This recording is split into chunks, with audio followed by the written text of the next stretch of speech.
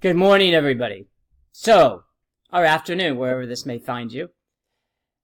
Communication is the topic for us this week. And there's a number of things that we can talk about in relation to communication. But first, a good definition. Communication is just message, transfer, and receipt.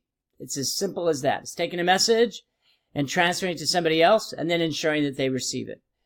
We have these things called encoders and decoders, and we have these aspects where what channel you use.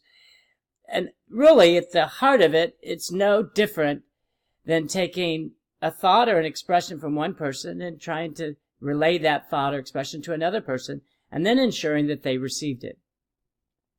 Organizations communicate as well as individuals, they just do so differently.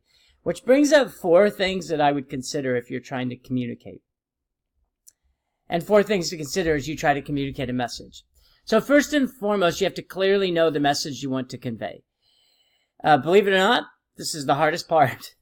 How many times have you read something in the newspaper, read something in your organization, or actually tried to get a point across to somebody, I don't understand. Or they do understand, but they do something differently, which means that they didn't understand the way that you're trying to present it. And the end result is that the message, as you tried to convey it, did not get conveyed. So the very first aspect that I often talk about with people is please understand what is the message that you're trying to convey. The second is something we would have never talked about 20 years ago, but we talk about today, is what's the best form to convey that message? We have so many more opportunities to convey a message today than ever before. You have to make sure that you choose the right one that will convey that message. It could be verbally. It could be over the phone. It could be over the internet. It could be through Snapchat, Pinterest, Facebook. Through email, through mail, which we now call snail mail. So there's so many opportunities, webinars, seminars, that you can use to convey a message. But the best communicators, A, know what they want to communicate, and B, know the best way to communicate it. There's some that will say, well, just do it all. Send it through every channel possible, including meetings at work as another communication, staff meetings. Unfortunately, some of those messages aren't the best conveyed in certain forums, and the end result is that you're certainly not going to get the message across the best way you can. Plus, it takes a lot of time and money to convey messages in that form. It's better to pick the top one or two or three and use those. Third, I use this word demand, but you can use different words. Demand feedback to ensure the message is received. Surveys are great, but they're very passive.